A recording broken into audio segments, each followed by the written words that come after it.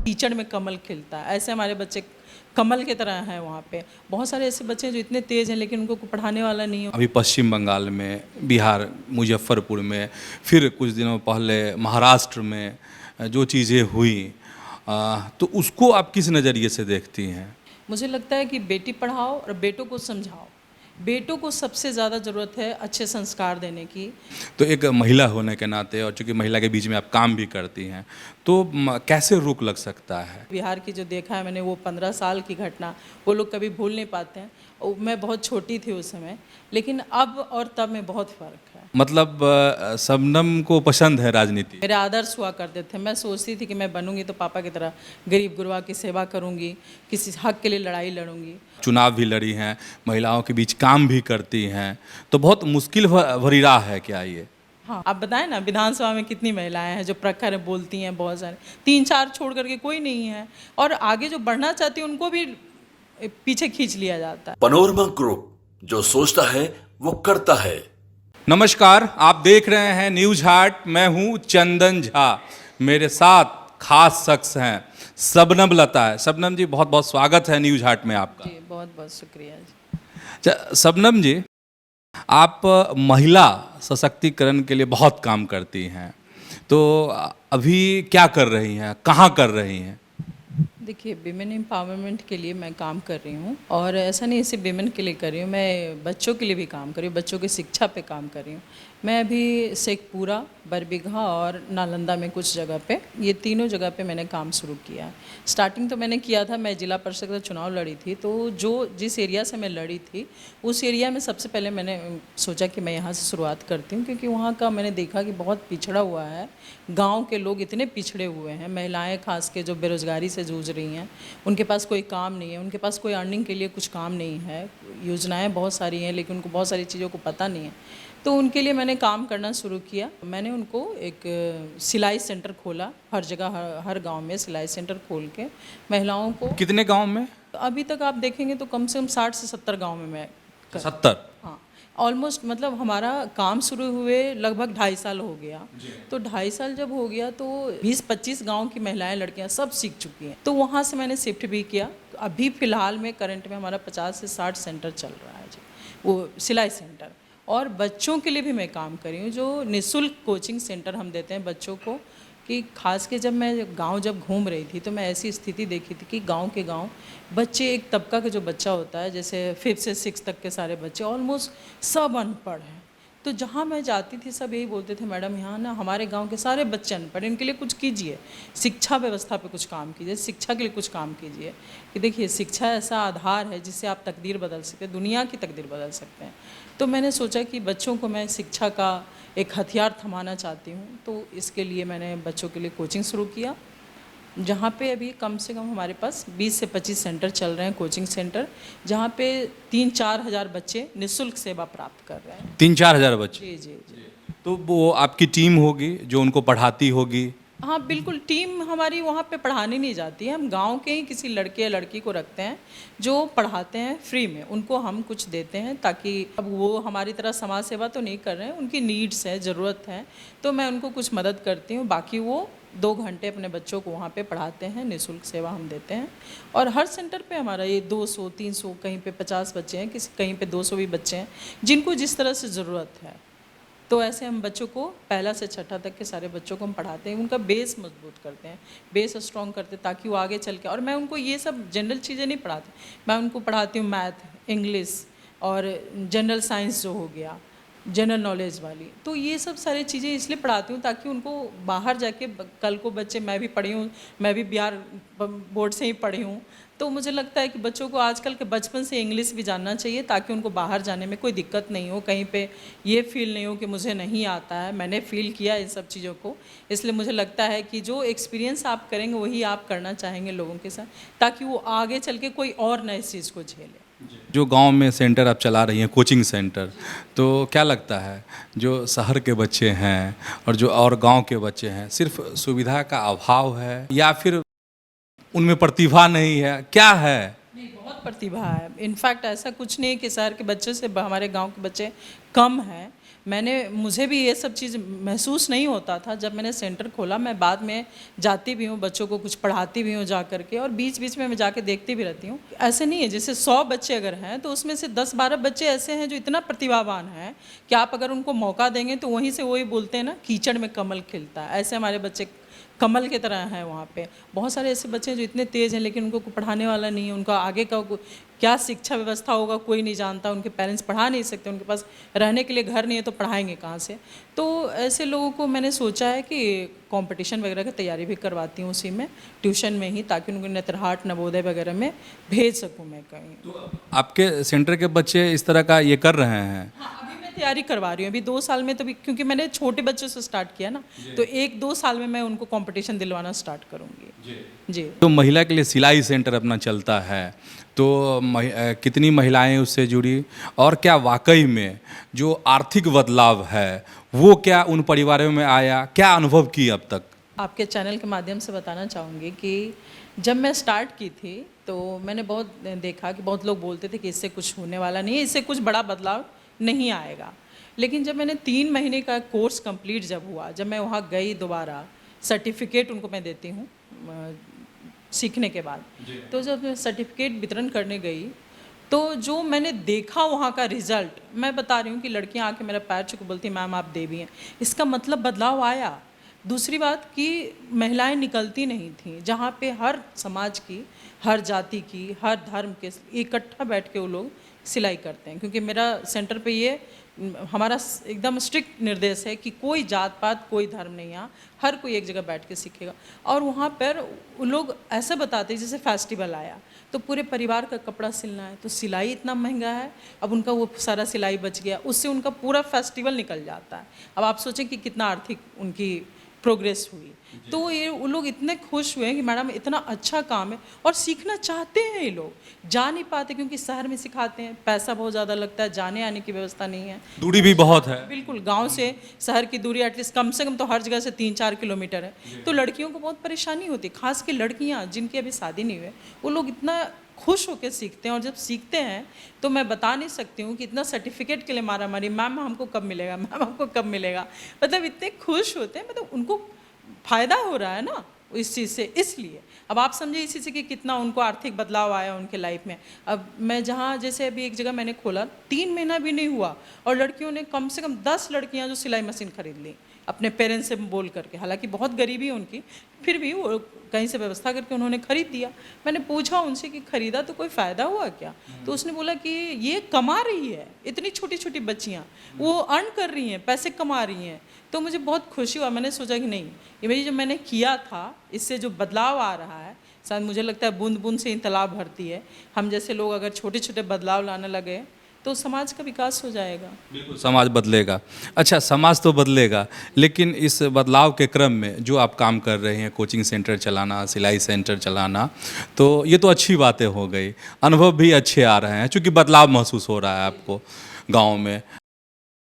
लेकिन ऐसी कोई बात जो चुभती हो इस प्रक्रिया में, इसको खड़ा करने में, लगता हो कि इस गांव में गए थे तो ये सुनने को मिला था और अब जाते हैं तो यह सुनने को, यह बातें मिलती हैं? हाँ, पहले मुझे लगता था, जहाँ जहाँ मैं गई हूँ, जहाँ जहाँ मैंने काम किया, पहले मैं देखिए, सबसे पहले बात तो नेताओं के लिए, जो हमारे जो नेतागण हैं उनके प्रति जो गांव के लोगों का जो मनोविचार है कि वो जीतने के बाद आते नहीं हैं, ना उनका दुख दर्द जानते हैं कि क्या कमा रहा है, क्या पढ़ रहा है, क्या खा रहा है, कुछ पूछने नहीं आते हैं। तो ये परसेप्शन मैंने थोड़ा सा चेंज करने की कोशिश किया कि ऐसा नहीं है। क्योंकि मैं भी चुनाव लड़ी हूँ जिला परिषद का, तो मैं हारने के बाद जाने लगी सबके पास और ये सारा चीज़ किया, तो वहाँ के लोगों में एक मेंटालिटी चेंज हुआ कि नहीं, आ सकते हैं लोग अगर चाहें तो मुझे थोड़ा सा चुभता है कि मैं भी सोच रही हूँ कि मैं अगर पावरफुल थोड़ा सा हो जाऊँ तो उनके लिए और ज़्यादा पावरफुल होकर काम करूँगी।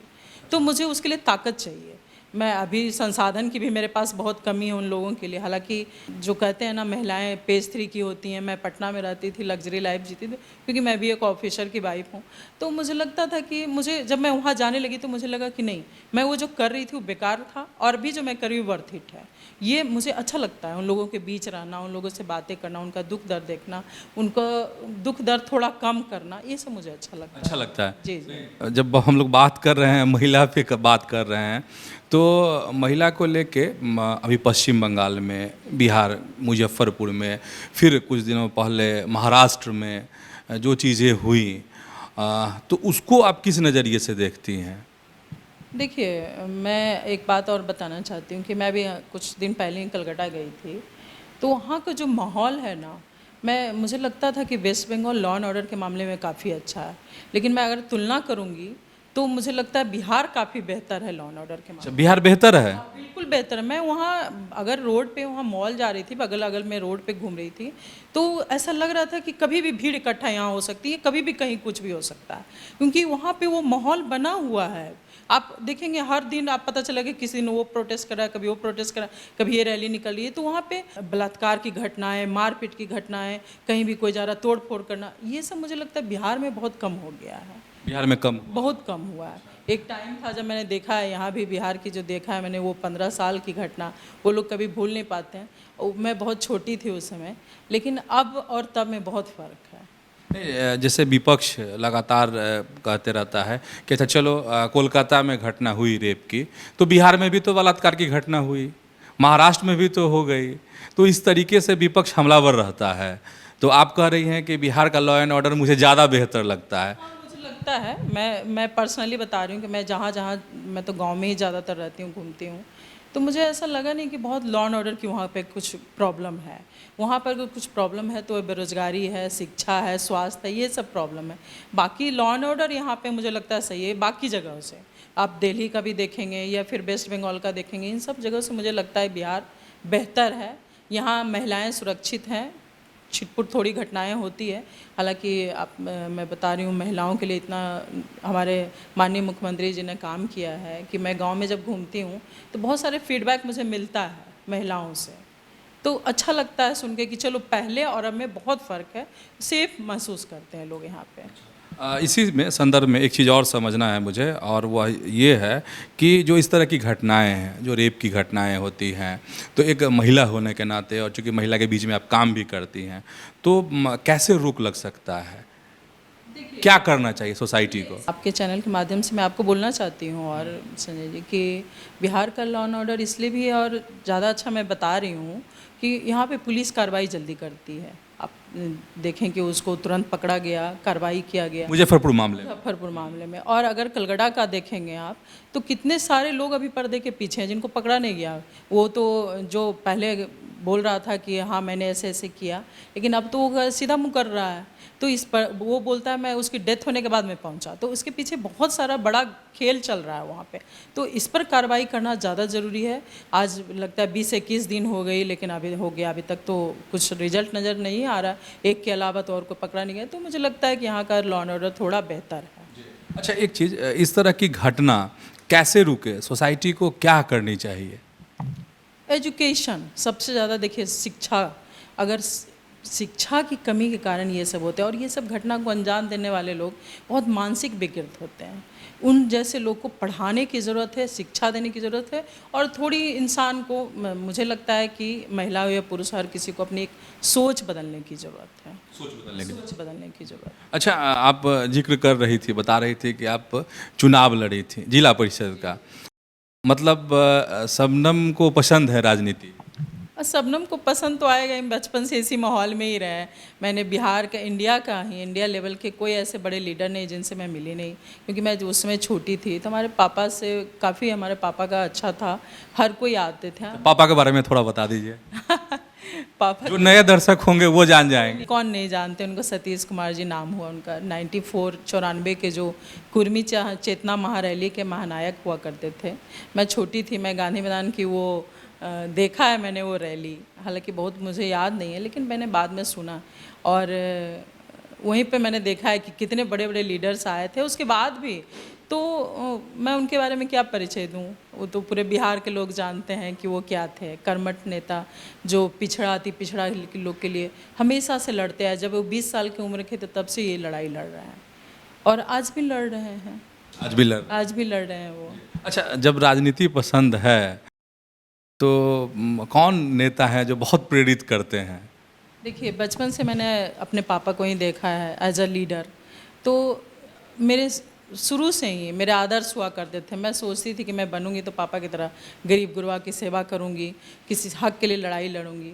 और दूसरा एक नीतीश कुमार, प्रेरणा मिलता है मुझे उनसे, क्योंकि वो जब आए तो बिहार में बहुत बदलाव आया, खास के महिलाओं के लिए, लड़कियों के लिए, जो उन्होंने एजुकेशन पे काम किया, लड़कियों की साइकिल मिला, उनको पढ़ाई के अप्रिसिएशंस के पैसे मिलते हैं। तो इन सब चीज़ों से उनमें एक मोटिवेशन आता है पढ़ने के लिए। पहले लोग, अब उस समय हम लोग के समय में जब स्कूल था तो हम लोग तो काफ़ी उसमें एजुकेशन अच्छा था, लेकिन बीच का जो एजुकेशन व्यवस्था था बहुत ही ख़राब हो गया।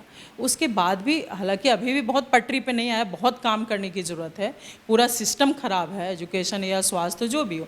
हालांकि इन्होंने बहुत काम किया। लॉ एंड ऑर्डर देखें आप, या लड़कियों के गांव में खास के जीविका दीदी, ये सब जो हो गए, आशा दीदी, इन सब नीतीश कुमार की देन। ये महिलाएं जो निकलती नहीं थी घर से, उनको इन्होंने निकालने का काम किया। और फिर लोकल बॉडी में आपने जो आरक्षण दिया, मुखिया बनी, जिला परिषद बनी, आज सिर्फ इन्हीं का देन है कि महिलाएं इतना आगे बढ़ रही हैं बिहार में। और हम जैसे लोग बाहर आए कि भाई, जिला परिषद का भी चुनाव मैंने इसीलिए लड़ा क्योंकि वहाँ पे मुझे, हमारा सीट रिजर्व था कि महिलाएं लड़ती हैं, तो हमने लड़ा। तो ऐसे बहुत सारे लोग हैं जिनसे प्रेरित हो रहे हैं। मुझे भी लगता है कि बिहार के लिए आने वाला भी कल, मुझे लगता है इनके हाथ में रहेगा। अच्छा है, और मुझे कोई ऑप्शन दिखता नहीं है। अच्छा, एक चीज़, महिलाओं के लिए राजनीति जो है, यह क्षेत्र कितना मुश्किल भरा है? क्योंकि आप चुनाव भी लड़ी हैं, महिलाओं के बीच काम भी करती हैं, तो बहुत मुश्किल भरी राह है क्या ये? हाँ, मुश्किल भरी राह तो है। इनफैक्ट आप कहेंगे कि मुझे ही कभी कभी लगता है कि गलत रास्ते पे मैं आ गई क्या। लगता है मुश्किल है, बहुत ज़्यादा मुश्किल तो हर किसी के लिए है। देखिए, चुनाव, इलेक्शन या नेता, लीडर, जो भी पॉलिटिक्स है आपका, बहुत मुश्किल है, चाहे मेल हो या फीमेल हो, सबके लिए। फीमेल के लिए थोड़ा ज़्यादा है, इसलिए देखेंगे आप संख्या। अच्छा, ज़्यादा क्यों? इसलिए कि मुझे लगता है कि पुरुष लोग चाहते नहीं कि महिलाएं इतना आगे बढ़ के काम करें, इतना आगे बढ़ चढ़ के हिस्सा ले। आप बताएं ना, विधानसभा में कितनी महिलाएं हैं जो प्रखर है, बोलती हैं, बहुत सारे, 3-4 छोड़ करके कोई नहीं है। और आगे जो बढ़ना चाहती है उनको भी पीछे खींच लिया जाता है, मुझे ऐसा लगता है। पर्सनली मैं बता रही हूँ, तो ऐसा नहीं है। मेरे हस्बैंड मुझे बहुत सपोर्ट करते हैं। और भी चीज़ें हैं सराउंडिंग, बहुत सारी चीज़ें हैं जो आपको पुल करती हैं, खींच लेती है कि नहीं, ये तुम्हारे लिए नहीं है।